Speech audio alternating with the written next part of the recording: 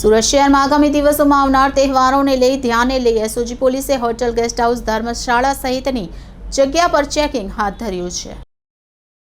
આગામી ભગવાન જગન્નાથજીની રથયાત્રા અનુસંધાને કાયદો અને વ્યવસ્થાની જાળવણી તેમજ તકેદારીના ભાગરૂપે કમિશનર અનુપમસિંહ ગેહલોત, અધિક પોલીસ મહાનિર્દેશક એટીએસ ગુજરાત રાજ્ય અમદાવાદની સૂચના તેમજ માર્ગદર્શન મુજબ એસઓજી પોલીસ ઇન્સ્પેક્ટર તેમજ એસઓજી સ્ટાફના પોલીસ માણસોની અલગ અલગ ટીમ બનાવી સુરત શહેર વિસ્તારમાં આવેલ હોટલ, ગેસ્ટ હાઉસ, ધર્મશાળા તેમજ રેલવે સ્ટેશન, બસ સ્ટેશન તથા મુસાફરખાનામાં સઘન ચેકિંગ હાથ ધરી તેમજ અગાઉ ગંભીર પ્રકારના ગુનામાં પકડાયેલ બોમ્બ બ્લાસ્ટ તેમજ